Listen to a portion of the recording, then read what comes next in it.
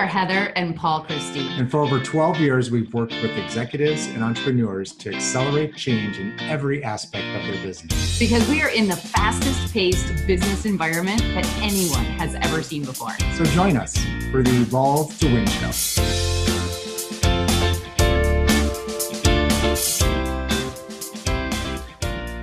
Good morning and welcome to another Evolve to Win show with Heather and Paul. Happy to be with you again.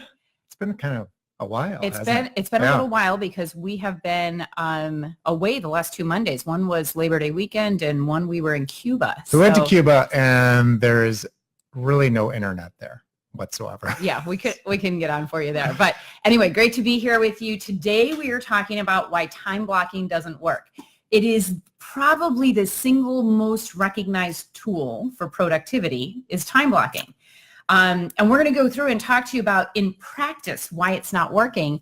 And the first thing I'm going to do, though, is start by explaining what time blocking is for those of you who are not already using this fantastic tool. So time blocking is really, really about prioritizing, right? It's about taking the time to sit down, think through what are your priorities? What is the most important things that you need to accomplish in a day?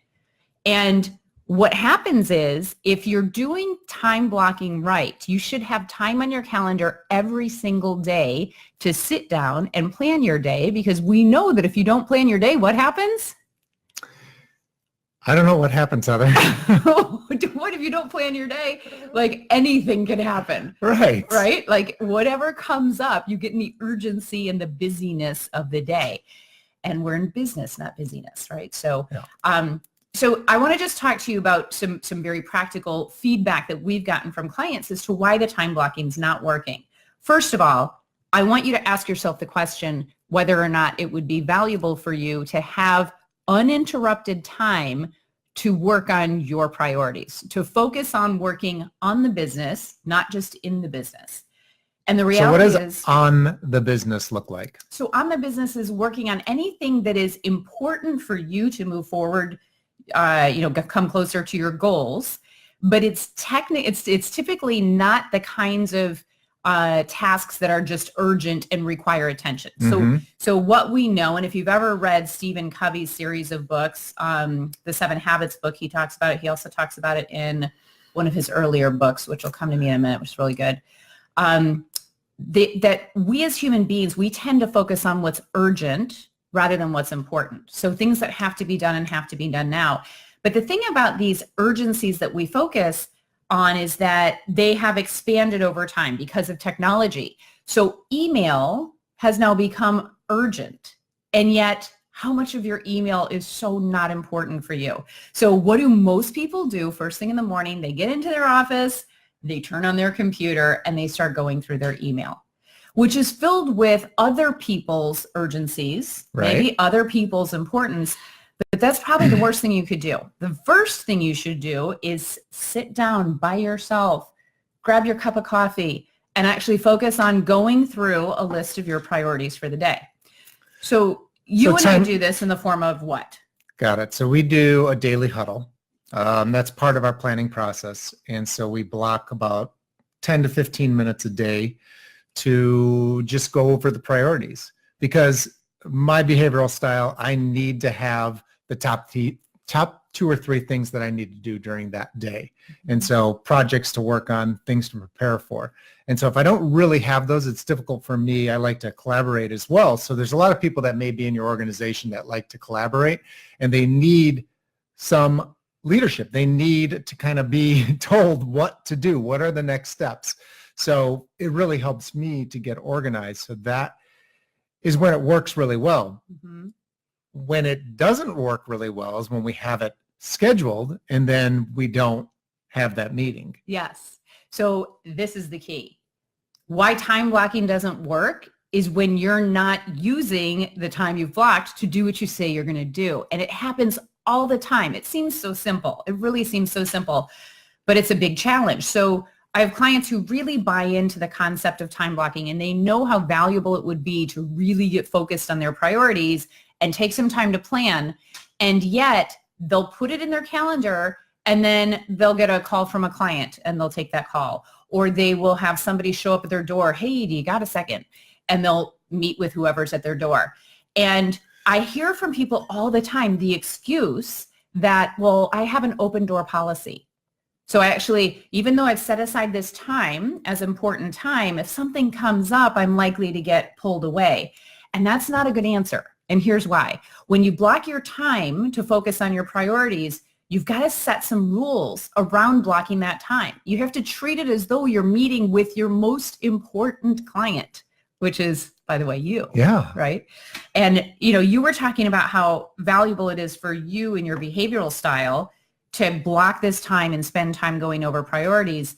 For me, it's equally as important. And yet I've got a really bad habit of pushing it off because I'm constantly in go mode. So it's hard for me to take the time to sit down, push everything else aside because I'm all about doing and working on results. So, right. So it's good for you to slow down as well. It's mandatory. It's absolutely mandatory. Well, and especially with how fast you move, that you really need to have people that are there that can support you.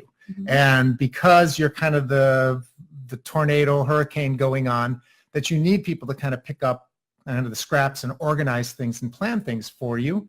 And if you don't stop long enough to do that, then it just keeps going. That's and right. Then the mess just keeps getting bigger. Well, and here's a symptom that time blocking is not working for you. The symptom is this.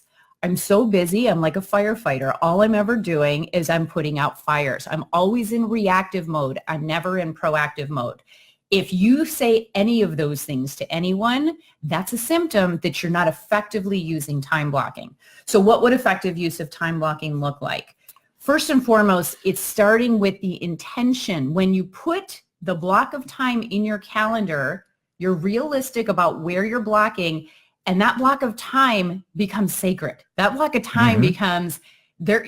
There are very few, like someone's got to be bleeding to pull me away from that block of time. It's got to be a truly defined emergency. And I want you to think about this. Imagine that you're in a meeting with your most important client. If some other client calls, are you going to stop that meeting? You would never do that. If someone shows up at your door, are you going to tell your client, oh, hold on a minute, I've got someone standing at my door? You'd never do it. So you have to treat that with the intention of the most important meeting, and you have to make the commitment that you're going to stick to it, right? Right. So first of all, there should be a daily time block for just going over and making sure that you plan your day. There should be some time blocked at the end of the day to do a quick review and get yourself focused on what needs to be done the following day.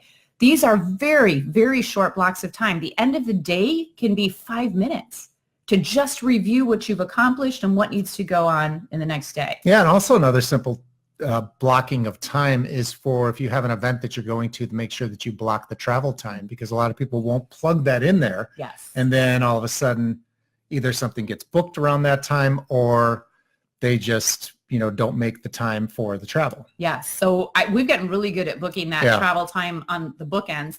And I don't know about you guys, but we use a calendar system, which has saved us, oh my gosh, so much headache trying to go back and forth with people to find times on a schedule. So we happen to use Schedule Once, and that's the system we've found to work for us. Yeah, and there's many different ones. There's Time Trade, there's Calendly, there's things like that. Calendly's pretty good because there's a free version of it. So if you're looking for just a simple way for people to book online for you, it's really good. So try that out. And so especially if you have one of those online schedulers, it becomes that much more important that you're actually in your calendar blocking your time for your productive tasks. Yeah. So I'll give you one other quick example. We have a lot of travel coming up in the end of September and into October. And so in preparation for all of these client meetings, there's so many moving pieces. So when we get together and we do our daily meetings, we will look out at the calendar for a week and sometimes a month to make sure that we're backing in all the different activities, that we're actually plugging into the calendar the preparation work.